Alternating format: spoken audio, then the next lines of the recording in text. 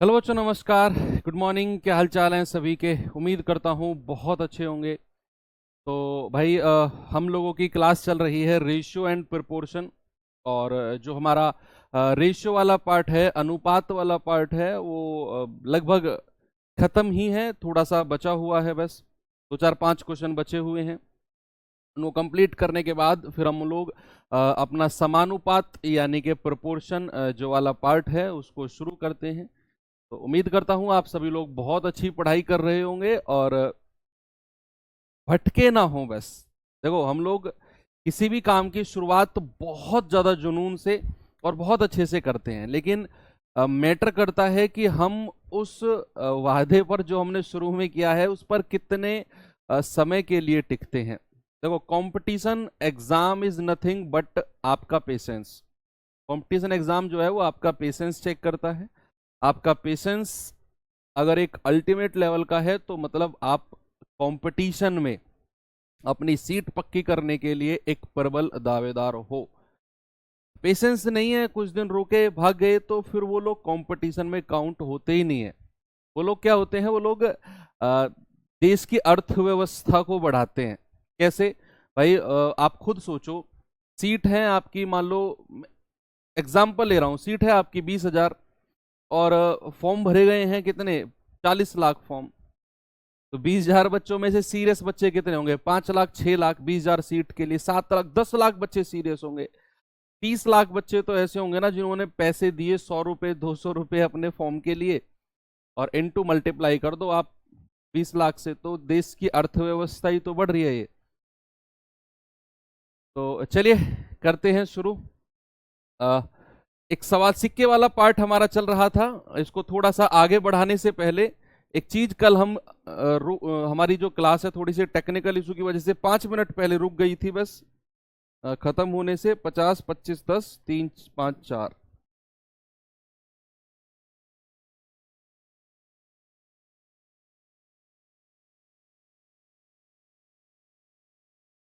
ये आपका मूल्य का रेशियो है और आपसे नंबर ऑफ कॉइन्स का रेशियो पूछ रहा था मैं सबसे लास्ट में। हम यहीं पर रुके थे, कल हम यहीं पर रुके थे। तो जल्दी से आप मुझे बता देंगे कि अगर 50 पैसे, 25 पैसे और 10 पैसे के सिक्के हैं किसी बैग में और उनका मूल्य है 354 और हमको बताना है नंबर ऑफ कॉइन्स। मैंने आपको एक बात बताई कि मूल्य से, नंबर ऑफ कॉइन्स, मूल्य से सिक्कों की संख्या पर जब हम आते हैं तो भाई हम लोग ये देखते हैं कि 1 रुपए में 50 पैसे के कितने सिक्के होते हैं? सर 2। 1 रुपए में 25 पैसे के कितने सिक्के होते हैं? सर 4। 1 रुपए में 10 पैसे के कितने सिक्के होते हैं? सर 10। ये सब तो मैंने कल आपको निकलवाना सिखाया था, है ना? इन दोनों की मल्टीप्लाई कर दो, 3 दूनी 6। इन दोनों की मल्टीप्लाई कर दो, 5 चौके 20। इन दोनों की मल्टीप्लाई कर दो, 10 चौके 40। तो सिक्कों की संख्या कितनी आ गई? 40, 20, 60 और 10, 60 और 6, 66। ये रेशियो में नंबर ऑफ कॉइन्स आपके आ गए। इस तरीके से आप आराम से सिक्कों की जो संख्या है बच्चे उसे निकाल सकते हो। चलिए आते हैं सवाल पे, अपने पे करेंगे बच्चे इस सवाल को जरा और बताएंगे मुझे। पहले तो सवाल में ये देखना है कि हमें जो रेशियो दिया गया है ना वो किसका है। वो नंबर ऑफ कॉइन्स, सिक्कों की संख्या का रेशियो है या फिर मूल्य का रेशियो है। और ये पता करने का ना बड़ा आसान तरीका है। आप सवाल को आराम से पढ़ो, आपको पता चल जाएगा। सवाल कह रहा है 615 सिक्के हैं जिनमें 1 रुपया, 50 पैसा और 25 पैसे के सिक्के शामिल हैं। कह रहा है उनके मूल्य, देखो बोल दिया ना साफ साफ सवाल में, कह रहा है उनका जो मूल्य है वो क्रम से 3, 5, 7 के अनुपात में है मूल्य। और मैंने आपको बोला कि अगर मूल्य दिया होगा तो हम सिक्कों की संख्या का रेशियो बनाएंगे। बच्चे यहां उसने बोला है कि 1 रुपये के सिक्के हैं, 50 पैसे के सिक्के हैं और 25 पैसे के सिक्के हैं, और हमें दिया गया है मूल्य का रेशियो। किसका? मूल्य का रेशियो। क्या रेशियो है जरा बताना? 3, 5 और 7।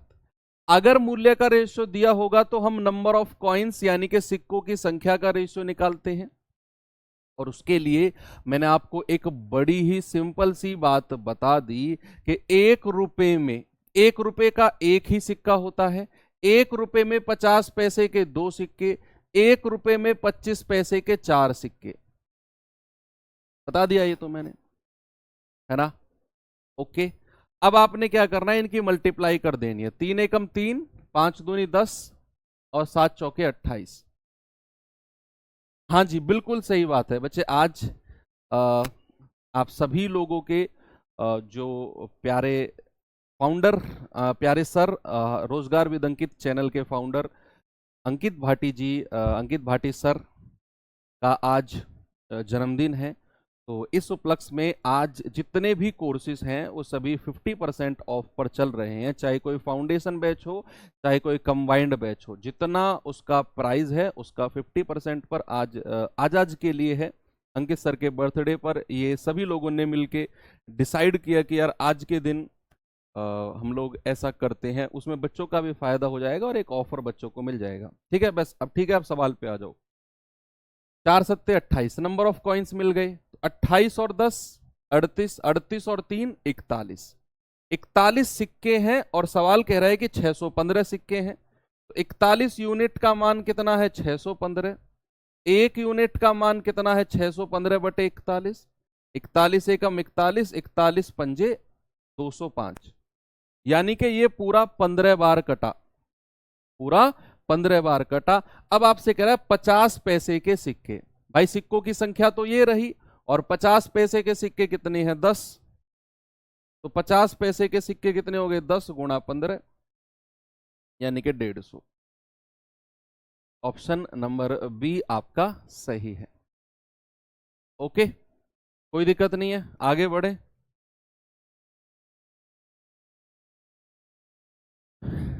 ये सवाल करिए, ये थोड़ा सा अलग सवाल है।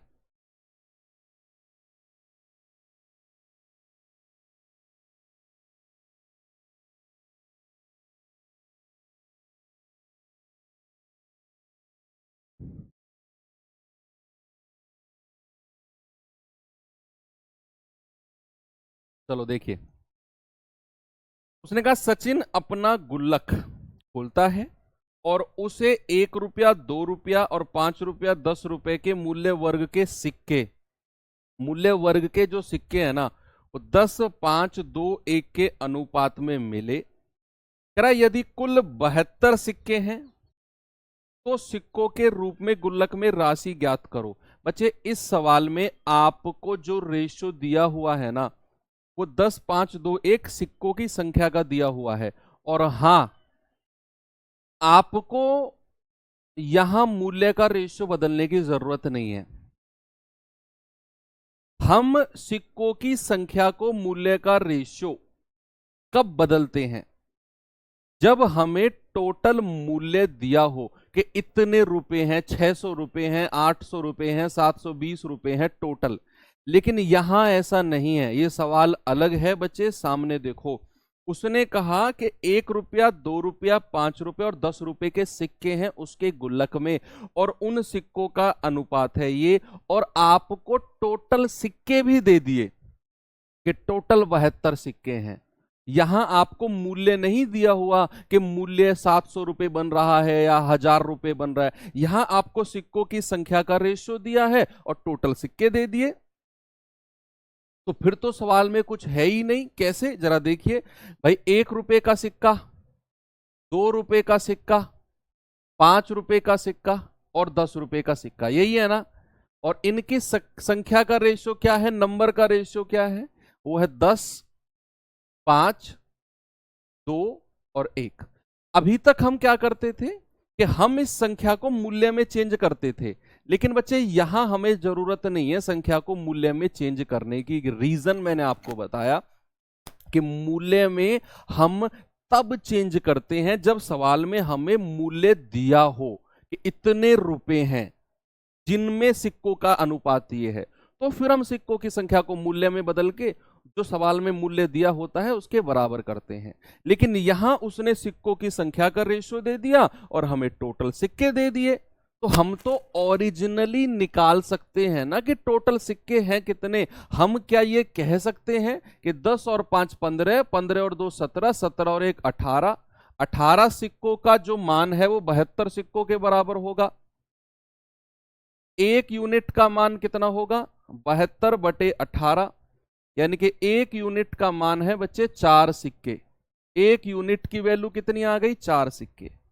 अब मैं ओरिजिनली बता सकता हूं कि 1 रुपए के कितने सिक्के हैं सर? 4 धाम 40 सिक्के हैं। 2 रुपए के कितने सिक्के हैं? 5 चौके 20 सिक्के हैं। 5 रुपए के कितने सिक्के हैं? 2 चौके 8 सिक्के हैं। 10 रुपए के कितने सिक्के हैं? 1 चौके 4 सिक्के हैं। अब ओरिजिनली आपको पता चल गया। आपसे क्या पूछा है? सिक्कों के रूप में गुल्लक में टोटल धनराशि कितनी हो गई। बच्चे हमें क्या निकालना है? कुल धनराशि, total amount. Total amount, total amount निकालना है। तो बस 40 सिक्के 1-1 रुपए के, तो 40 गुणा 1।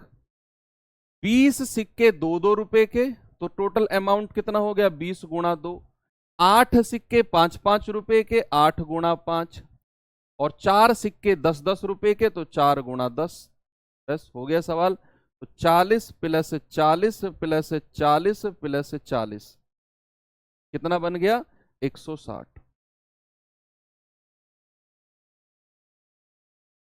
160 160 160 रुपए का टोटल अमाउंट कितनी है? 160। ये आपकी टोटल अमाउंट है। बात समझ में आई? हमें क्या दिया हुआ था बच्चे? हमें सिक्कों की संख्या का रेशियो दिया हुआ था और हमें टोटल सिक्के दिए हुए थे 72 के। टोटल सिक्के 72 हैं। सिक्के टोटल 72 हैं। तो मैंने क्या किया? मैंने इन सभी को जोड़ा। 18 यूनिट का मान 72 सिक्के, 1 यूनिट का मान 4 सिक्के। तो 1 रुपए के कितने सिक्के हैं? 10 चौके 40। 2 रुपए के कितने सिक्के हैं? 5 गुणा 4 20। 5 रुपए के कितने सिक्के हैं? 2 चौके 8। 10 रुपए के कितने सिक्के हैं? 1 चौके 4। अब हमें बता रहा है कि टोटल वैल्यू कितनी है। टोटल वैल्यू कितनी है? तो आप जरा बताओ कि अगर 40 सिक्के 1-1 रुपए के, तो 40 गुणा 1। अगर 20 सिक्के 2-2 रुपए के, तो 20 गुणा 2। अगर 8 सिक्के 5-5 रुपए के, 8 पंजे 40। अगर 4 सिक्के 10-10 रुपए के, तो 4 गुणा 10। तो ये आपका यहां पर जोड़कर आ गया 160 रुपए। Option number D. यस, ये है असली क्वेश्चन। अच्छा क्वेश्चन है, आसान था पर अच्छा था। एक और सवाल ऐसा ही आपको मैं देता हूं। ये सेम क्वेश्चन है, करिए इसे जरा।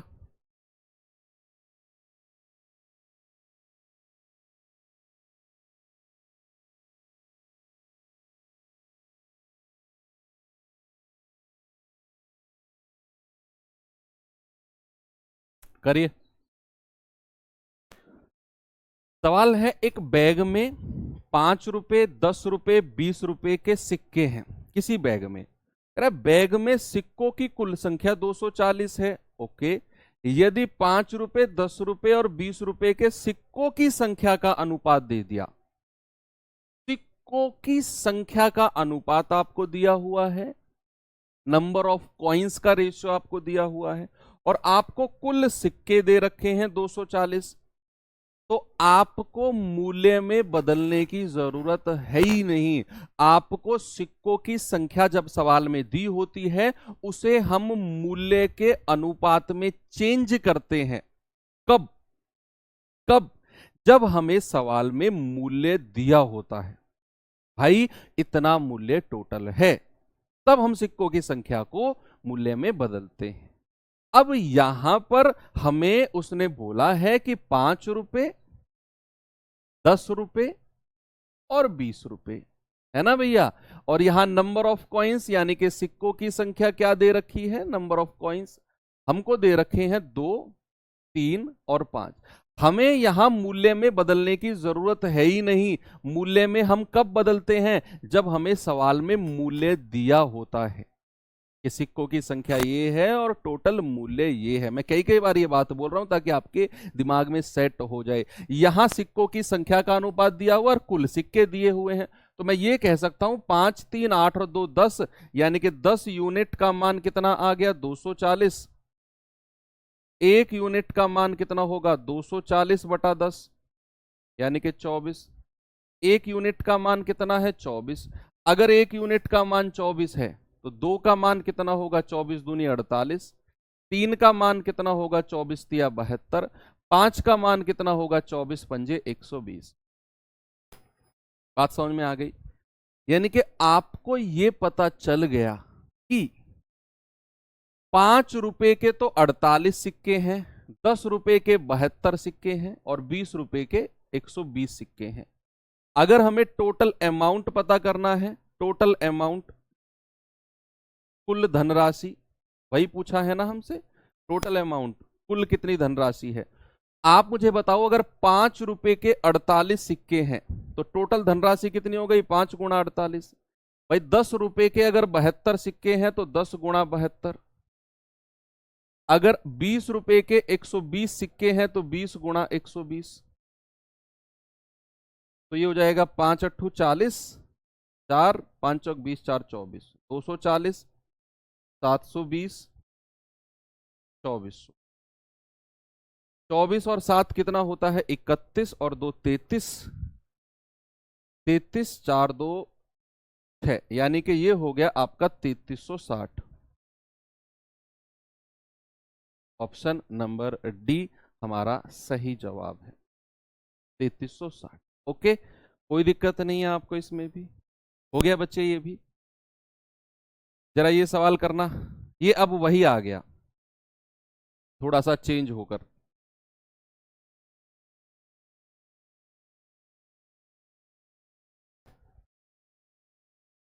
करिए इसे।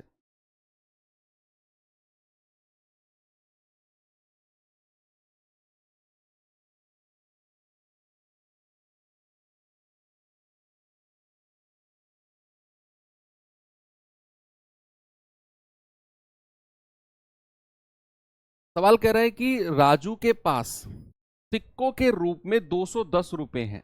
देखो, अब इस सवाल में हमको मूल्य दे दिया। उसने बोला कि राजू के पास जो टोटल धनराशि है ना वो 210 रुपए की है। धनराशि दे दी। अब यहां पिछले दो सवालों में उसने सिक्कों की संख्या दी हुई थी और यहां हमें बोल दिया कि उसके पास 210 रुपए टोटल हैं।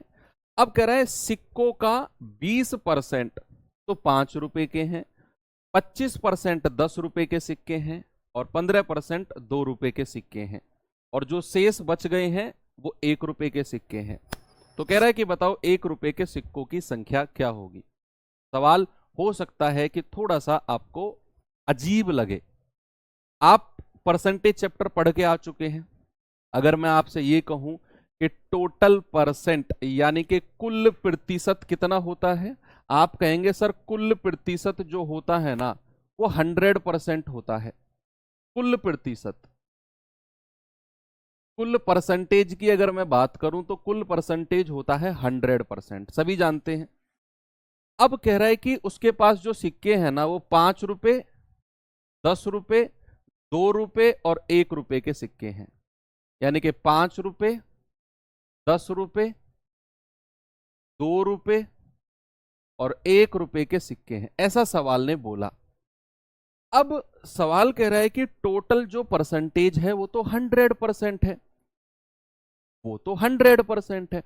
अब कह रहा है कि जो 20% सिक्के हैं वो 5 रुपए के हैं।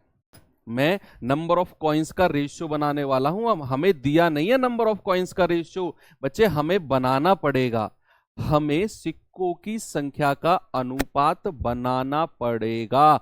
उसने बोला कि 20% सिक्के तो 5 रुपए के हैं तो यहां 20% लिख दूं। कह रहा है कि 25% 10 रुपए के हैं, यहां 25% लिख दूं। फिर कह रहा है 15% सिक्के 2 रुपए के हैं, यहां 15% लिख दूं। और कह रहा है जो शेष बच गए ना वो 1 रुपए के हैं। तो सबसे पहले तो बच्चा मुझे ये बताओ कि शेष सिक्के बच कितने गए हैं। जो शेष सिक्के रिमेनिंग कॉइन्स बचे हैं ना वो है कितने। आप कहेंगे सर 100% टोटल होता है, 25 और 15 40, 40 और 20 60। सर 40% सिक्के बच गए हैं। है ना। आपने क्या किया, 100 में से इन तीनों को जोड़कर घटा दिया। बच्चे सुनो मेरी बात, जो लोग ये लिखने वाले ना, टाइप कर रहे हैं सर 40 कहां से आया, वो लोग स्पेशली सुनो।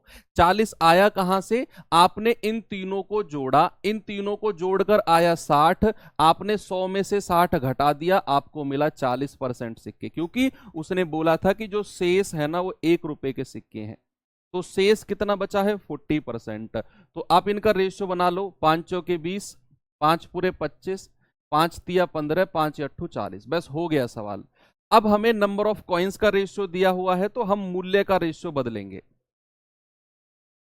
इसी सवाल में हम कॉइन्स के रेशियो को मूल्य में क्यों बदलेंगे, क्योंकि हमें इस सवाल में बच्चे मूल्य दिया हुआ है 210। मैंने बोला ना पिछले 2 सवालों से बोल रहा हूं कि अगर मूल्य दिया होगा सवाल में, जैसे यहां दिया हुआ है, तो हम जो संख्या का रेशियो होगा उसे मूल्य में बदलेंगे। अब आपको पता है कि 5 रुपए के अगर 4 सिक्के हैं, आपको पैसे में बदलने की जरूरत नहीं है।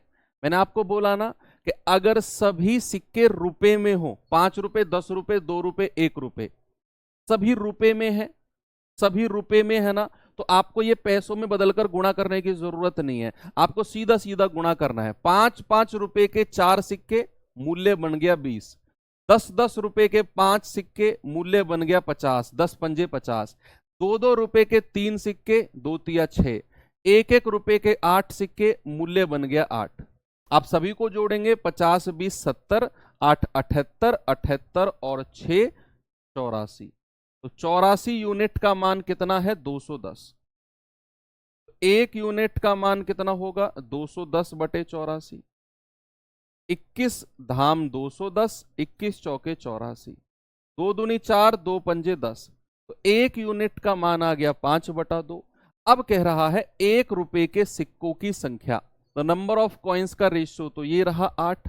तो बच्चे 1 रुपए के सिक्कों की संख्या कितनी हो जाएगी, 1 रुपए के सिक्कों की संख्या हो जाएगी 5 1 रुपए के, तो 5/2 गुणा 8। 1 रुपए के सिक्के ये रहे ना 8, तो 2 चौके 8 और 5 चौके 20। 1 रुपए के कितने सिक्के हैं, 20 सिक्के हैं। आपका जवाब बिल्कुल सही है, वेरी गुड। सभी का आंसर यही आ रहा है, मजा आ गया। चलो ठीक है, एक लास्ट क्वेश्चन और करा देता हूं, फिर अपना प्रोपोर्शन यानी कि समानुपात की तरफ हम लोग चलेंगे। लास्ट क्वेश्चन है सिक्के वाला। बहुत सारे क्वेश्चन हो गए सिक्के के अब, है ना। 4-5 क्वेश्चन आज करा दिए, 4-5 कल, तो 10-12 8-10-12 क्वेश्चन बहुत है सिक्कों में। कह रहा है पंकज 20 रुपए क्रय मूल्य वाला कोई ब्रेड खरीदता है और दुकानदार को 100 रुपए का नोट देता है। अभी तक आप आगे का सवाल मत पढ़ो, मेरी एक बात सुनो, यहां से यहां तक। आप पंकज हो या आपका नाम जो भी है, आप वो हो, आप दुकान पे गए, आपने 20 रुपए का ब्रेड का पैकेट खरीदा। कितने का, 20 रुपए का। और दुकानदार भैया को कितने रुपए दिए, 100। तो वो आपको कितने रुपए लौट आएगा, 80 रुपए लौट आएगा। और अक्सर ऐसा होता है कि आप करारा नोट 200 का, दुकानदार सबसे ऊपर उन्हीं नोट को रखता है जो दुकानदार की नजरों में घिसे पिटे नोट होते हैं ना, कि ये निकले बस, वो चिपका देता है। आप कहोगे भी ना कि भैया ये तो फटा हुआ नोट है, वो कहेगा चल जाएगा चल जाएगा, मेरे पास ही ले आना तुम। मतलब वो आपको आगे के लिए भी तैयार कर लेता है, एक और खरीदारी मेरे से कर ले। ये स्ट्रेटेजी होती है ना। तो वही है कि अगर 20 रुपए का ब्रेड का पैकेट खरीदा तो दुकानदार आपको देगा 80 रुपए। अब वो कैसे कैसे 80 रुपए देगा, वो आगे पढ़ते हैं। कैसे कैसे उसने 80 रुपए दिए, 10 20 50, 2 रुपया, 5 रुपया, किस किस मूल्य वर्ग में दिए, वो उसने दिया है। ये तो बात आपको पता चल गई कि 100 रुपए का नोट आपने दिया, 20 रुपए का ब्रेड का पैकेट था, तो आपको मिलेंगे 80 रुपए। अब यहां 80 रुपए मूल्य हो गया। अब यहां मूल्य कितना हो गया इस सवाल में बच्चे, मूल्य हो गया 80 रुपए, क्योंकि 20 रुपए का ब्रेड का पैकेट आपने खरीद लिया, 100 रुपए दिए थे, तो वापस मिलेंगे 80 रुपए। कह रहा दुकानदार 2 रुपए, 5 रुपए, 10 रुपए के सिक्कों में जो शेष धन है उसको देता है, शेष धन 80 रुपए को देता है। फिर कह रहा है कि यदि इन सिक्कों का अनुपात, अब यहां सिक्कों का अनुपात हमको दे रखा है 5-4-1, तो दुकानदार 5 रुपए के कितने सिक्के देगा? बताओ भाई। उसने 80 रुपए टोटल वापस लौटाने हैं दुकानदार को, क्योंकि 20 रुपए का ब्रेड का पैकेट हम ले चुके हैं। अब उसने दिए हैं 2 रुपए के सिक्के, 5 रुपए के सिक्के और 10 रुपए के सिक्के। और यहां नंबर ऑफ कॉइन्स, सिक्कों की संख्या का रेशियो हमको दिया हुआ है कि उसने इन सिक्कों का जो अनुपात है कितना है, 5, 4 और 1। अब हमें चूंकि सवाल में मूल्य दिया हुआ है, अमाउंट हमको दी हुई है बच्चे 80 रुपए, तो हम सिक्कों की संख्या को किस में बदलेंगे, अमाउंट यानी कि मूल्य में। अब चूंकि ये सारे सिक्के रुपए में हैं, पैसों में कोई सा भी सिक्का नहीं है ना, 50 पैसा 25 पैसा का कोई भी सिक्का नहीं है। आप मुझे बताओ, अगर ये सभी रुपए में है तो हमें इनको पैसों में बदलने की जरूरत है? हाँ बाबा, कोई जरूरत नहीं है। तो हम सीधा गुणा कर देंगे कि अगर आपके पास 5 सिक्के हैं 2-2 रुपए के, तो कितना मूल्य हो जाएगा, 5 दूनी 10। अगर आपके पास 4 सिक्के हैं 5-5 रुपए के, तो मूल्य कितना हो जाएगा, 5 चौके 20। अगर आपके पास एक सिक्का है 10 रुपए का, तो मूल्य कितना हो जाएगा, 10। सीधा आपने गुणा कर दिया। तो 20 और 10 30 और 10 40, मूल्य टोटल कितना हो गया, 40। लेकिन मूल्य है कितना, 80 रुपए। तो एक यूनिट का मान कितना होगा, 80/40 यानी कि 2। हमसे क्या पूछा है कि दुकानदार ने 5 रुपए के कितने सिक्के दिए। आप कहेंगे सर 5 रुपए के सिक्कों की संख्या तो 4 यूनिट है, 5 रुपए के सिक्कों की संख्या तो 4 यूनिट है, यानी कि 4 गुणा 2। उसने 5-5 रुपए के 8 सिक्के दिए होंगे। उसने 5-5 रुपए के 8 सिक्के दिए होंगे, क्योंकि 4 है और 1 यूनिट का मान 2, तो 4 दूनी 8। तो सिक्कों का सवाल अब आपसे कोई प्रॉब्लम नहीं मांगेगा। कल संडे है, अगर कोई भी प्रॉब्लम हो तो नंबर ऑफ कॉइन्स जो सिक्के वाला पार्ट है इसे आप दोबारा पढ़ लेना। कल छुट्टी रहेगी आपकी।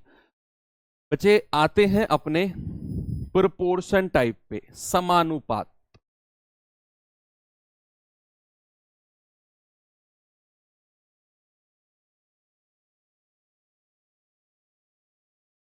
फिर अपनी नेक्स्ट क्लास यानी कि मंडे में करेंगे। सबसे पहले सीखते हैं प्रोपोर्शन है क्या।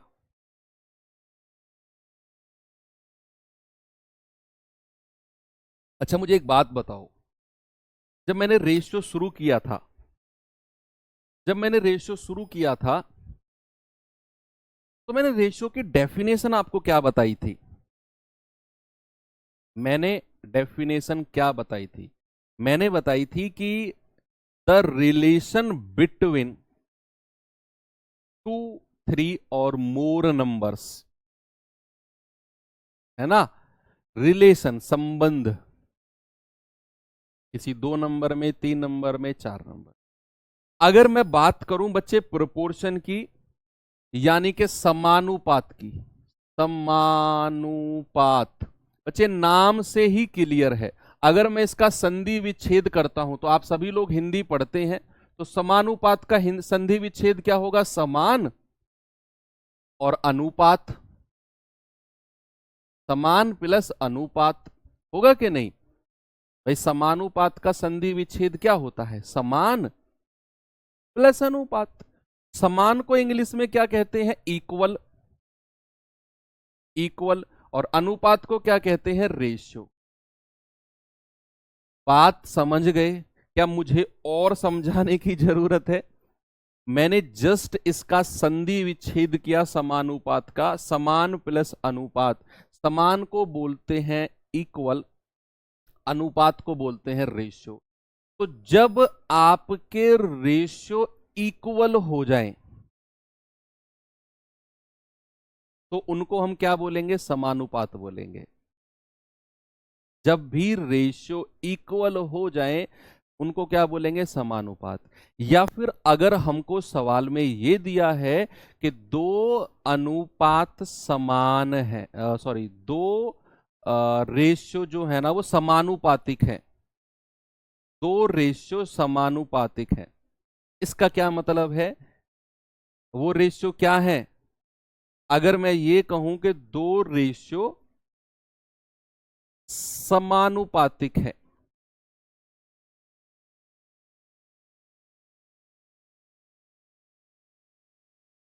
आप कहेंगे कि सर अगर दो रेशियो समानुपातिक है ना, मतलब वो दोनों रेशियो इक्वल है।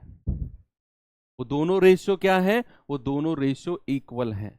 बच्चे अगर मैं आपसे ये कहता हूं समानुपात की या प्रोपोर्शन की कंडीशन क्या होती है, तो ए बटा बी कोई रेशियो है, अगर वही रेशियो सी बटे डी के बराबर हो जाए, अगर कोई रेशियो आपको ए बटा बी दिया हुआ है और कोई रेशियो सी बटा डी दिया हुआ है, अगर ये दोनों इक्वल हो जाएं तो इसी को क्या बोलते हैं? प्रोपोर्शन।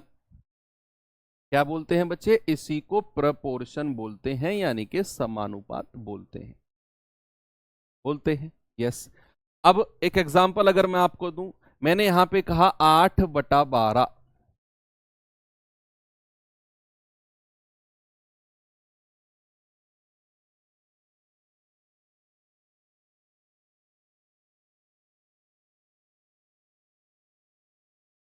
और 12/18।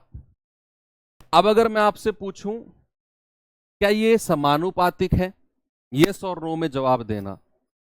क्या ये समानुपातिक है? एक रेशियो मैंने लिया 8/12, एक रेशियो मैंने लिया 12/18, और मैंने आपसे पूछा क्या ये समानुपातिक है?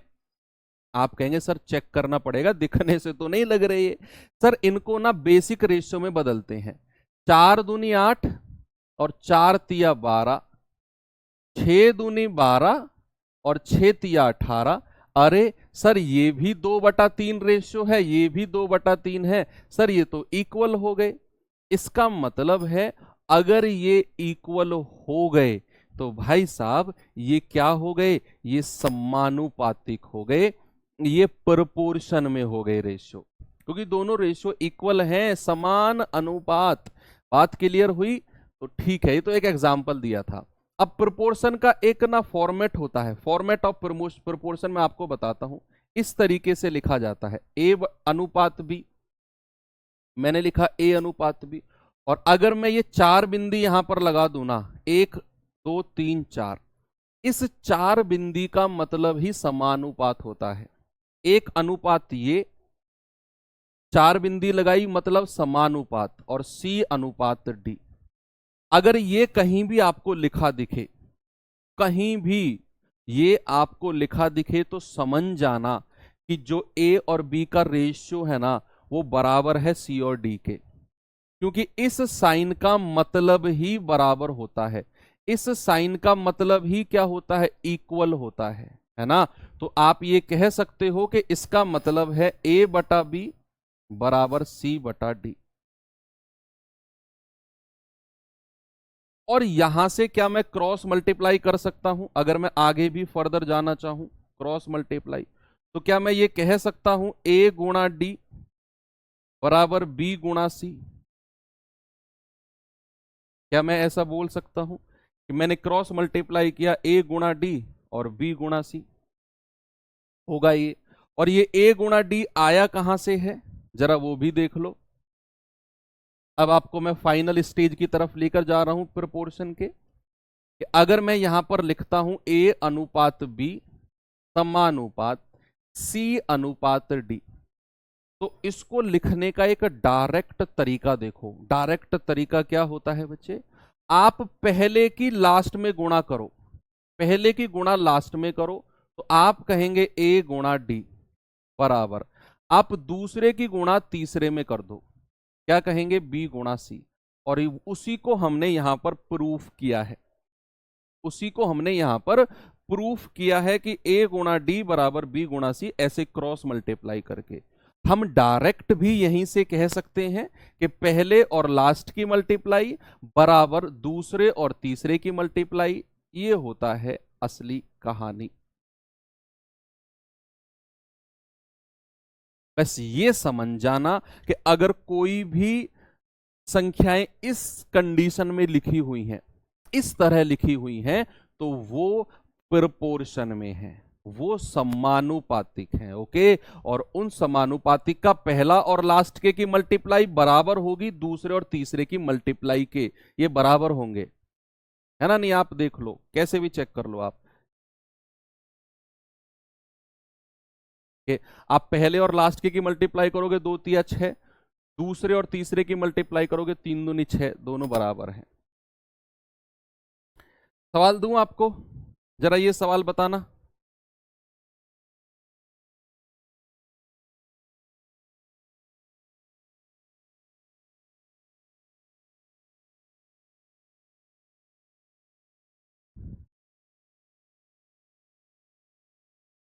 बताओ भाई जल्दी से।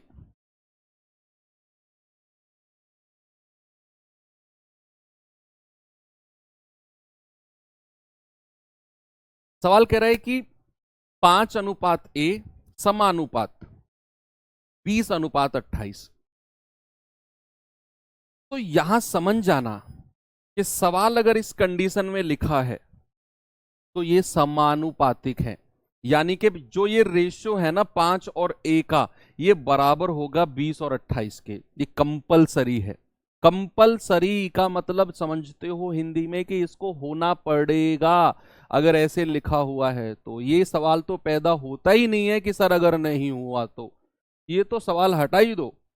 अगर ऐसा है तो इसको बराबर होना पड़ेगा, क्योंकि ये बीच का साइन कहता ही यही मतलब है कि इसका मतलब है इक्वल। इसका मतलब क्या है?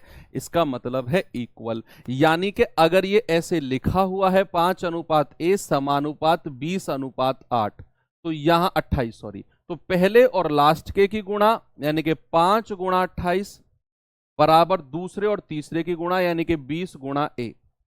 तो आप मल्टीप्लाई कर सकते हो 5 से, 5 चौके 20, कटेगा ना भाई, सामने वाला बीच में बराबर का साइन है, और 4 से कटेगा 4 सत्तू 28। ए बराबर क्या मिल गया? 7। ऑप्शन नंबर सी हमारा सही जवाब है। Is that clear? आगे बढ़ सकता हूं क्या मैं? ये सवाल करेंगे जरा, 2023 आपके एसएससी जीडी का आया हुआ सवाल है।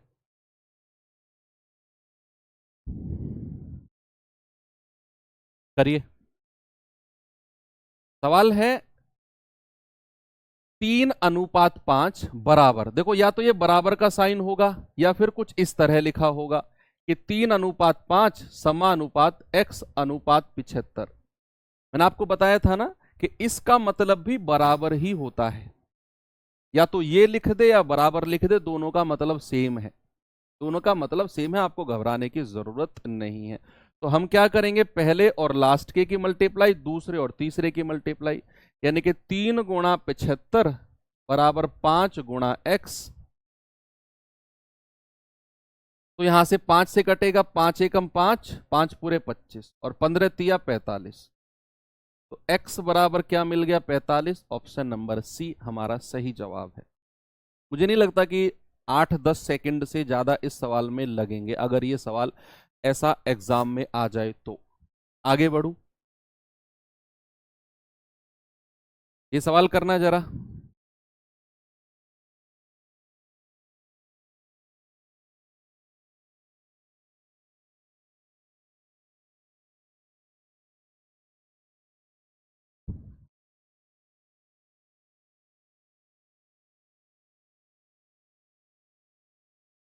करो भाई जल्दी से। आप खुद करेंगे, 4-5 क्वेश्चन है, मैं चाहता हूं कि आप खुद से करके जवाब दो।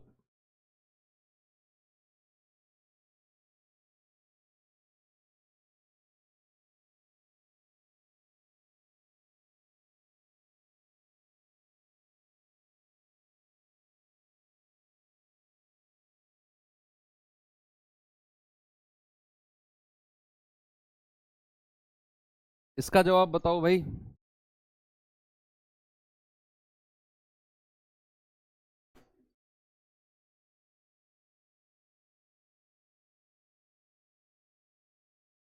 49/50।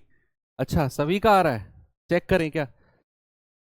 देखो ये हो जाएगा x अनुपात, ये कितना होगा? 3 दूनी 6, 6 और 1 7/3 होगा ना, 3 दूनी 6 और 7/3 समानुपात 21:50।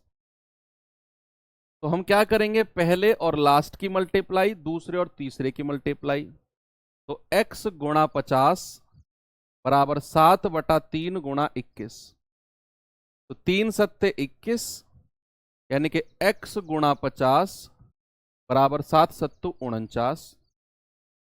तो x कितना हो गया 49 बटे, और ये 50 नीचे चला जाएगा। ऑप्शन नंबर सी आपका सही जवाब है। कोई प्रॉब्लम है? नहीं है ना?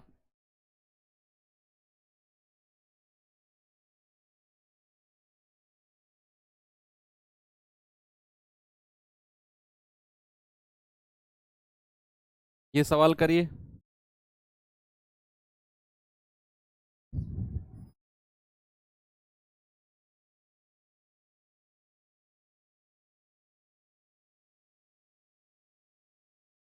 सवाल कह रहा है कि 8:4 समानुपात 3.2 अनुपात x और 3:6 समानुपात 6 अनुपात y। कह रहे x और y का अनुपात बताओ। यानी कि यहां से आपको x की वैल्यू बतानी है, यहां से y की, और फिर x और y का रेशियो आपने बताना है। चलो देखते हैं भाई, यहां से क्या बनेगा, पहले और लास्ट की मल्टीप्लाई, दूसरे और तीसरे की मल्टीप्लाई, यानी कि 8x बराबर 4 × 3.2, दूसरे और तीसरे की मल्टीप्लाई मैंने कर दी। अब बीच में बराबर का साइन है, तो ये 4 से कट जाएगा, 4 दूनी 8, और ये 2 से कटेगा, 2 से कटेगा, 2 एकम 2, 2 छिक्के 12। तो यहां से x बराबर कितना आ गया 1.6, है ना भाई। 4 दूनी 8 और 2 से कटेगा 32, जो है 16 बार, और बीच में पॉइंट है तो मैंने बीच में पॉइंट लगा दिया, x की वैल्यू आ गई। अब ऐसे ही y की वैल्यू निकाल लो, कि यहां से मैं क्या कर सकता हूं, यहां से मैं कर सकता हूं पहले लास्ट की मल्टीप्लाई, दूसरे तीसरे की मल्टीप्लाई, यानी कि 3y बराबर 6 6 36, 3 से कटेगा, 3 एकम 3, 3 दूनी 6, y बराबर कितना मिल गया 12, y कितना मिल गया 12। हमको क्या चाहिए, हमको चाहिए x अनुपात y, तो ये तो 1.6 है, अनुपात 12 है। भाई मैंने आपको शुरू में सिखाया था ना, वेराइटीज ऑफ रेशियो में, वेराइटीज ऑफ रेशियो में सिखाया था ना, डेसिमल वाला भी, कि पॉइंट हटेगा, नीचे 10 आ जाएगा, ये 10 की गुणा उधर हो जाएगी, तो 16:12 = 120। 8 से कटेगा, 8 दूनी 16, 8 एकम 8, 4 8 पंजे 40। एक्स और वाई का रेशियो कितना आ गया 2:15 का। ऑप्शन नंबर बी हमारा सही जवाब।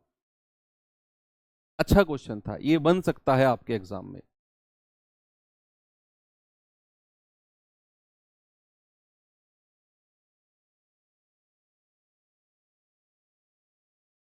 ये सवाल करिए जरा।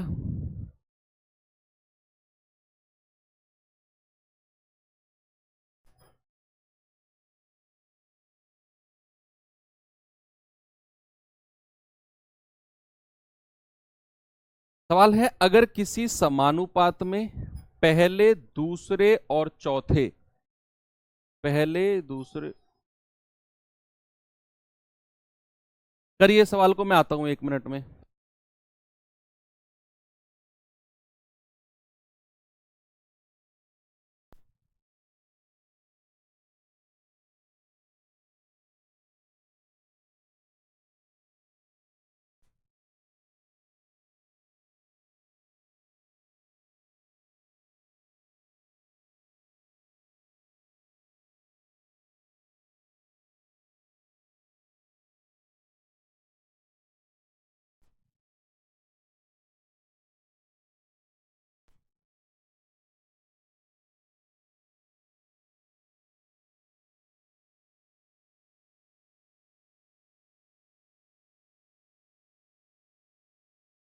जी, क्या आया इसका? सवाल ने कहा किसी समानुपात के पहले दूसरे और चौथे 51 81 और 108 हैं, तो तीसरा पद बताओ क्या होगा, थर्ड वाला। यानी कि हमको दिया हुआ है पहला, दूसरा, तीसरा और चौथा, इसी तरह से होते हैं ना। यानी कि ए अनुपात बी, और इन दोनों के बीच में समानुपात सी अनुपात डी, ऐसे होते हैं सारे पद। अब कह रहा है पहला, दूसरा और चौथा दिया है भैया, 51:81 समानुपात। तीसरा पद हमको नहीं दिया हुआ, उसको मैंने मान लिया x अनुपात चौथा दे दिया 108। इस तरीके से हमने अरेंज कर लिया, बस हो गया सवाल। पहले और चौथे की मल्टीप्लाई, दूसरे तीसरे की मल्टीप्लाई, 51 गुणा 108 बराबर 81 गुणा x। तो आप कह सकते हैं 27 तिया 81, 27 चौके 108, 3 एकम 3 और 17 तिया 51। 17 की 4 में गुणा होगी तो 17 चौके 68, यानी कि हमें जो x की वैल्यू मिल गई वो मिल गई 68। आगे सभी का जवाब। आगे बढ़ू, एक और सवाल दूं ऐसा ही, ये सवाल देना जरा, बताना इसका जवाब।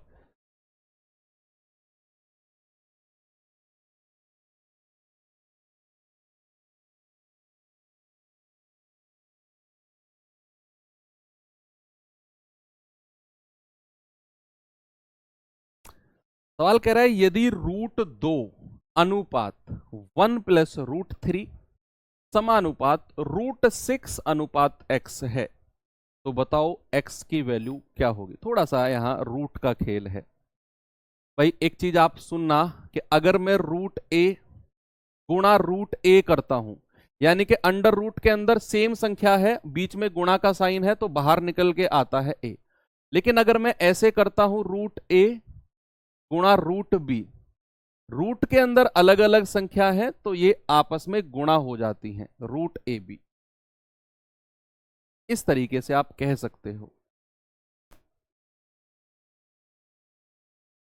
तो यहां भी आप क्या करेंगे, पहले और लास्ट की मल्टीप्लाई, दूसरे और तीसरे की मल्टीप्लाई, यानी कि √2x बराबर √6 और 1 + √3।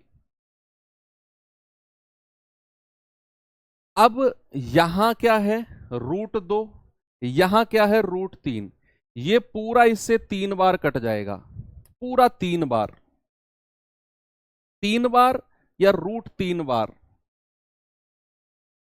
सर √3 बार कटेगा, कैसे मैं आपको बताता हूं भाई। देखो अलग से समझा रहा हूं मैं, √2x बराबर √6 है। अभी इसको मैं नहीं लिख रहा, मैं अलग से समझा रहा हूं आपको।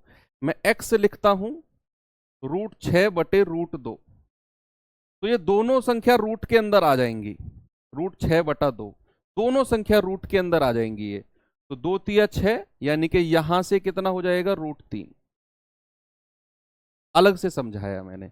तो जो ये √2 है ये 3 बार नहीं, √3 बार कटेगा। कैसे कटेगा ये मैंने यहां आपको क्लियर कर दिया है, ये वाली बात। अब क्या होगा, x बराबर √3 की अंदर मल्टीप्लाई करो तो 1 से मल्टीप्लाई होगी, √3 रहेगा, प्लस √3 की √3 से मल्टीप्लाई होगी तो पहले वाला रूल आ जाओ, √a गुणा √a। तो इसकी इससे मल्टीप्लाई होगी तो हमें कितना मिल जाएगा 3। तो हमारा जो जवाब है ऑप्शन नंबर ए बिल्कुल सही है। ठीक है,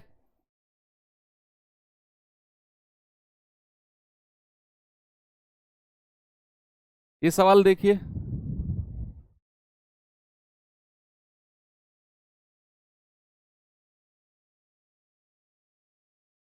आपसे कह रहा है x-1, x+2, 3x+5 और y, ये 4 संख्याएं कौन कौन सी, x-1, x+2, 3x+5 और y।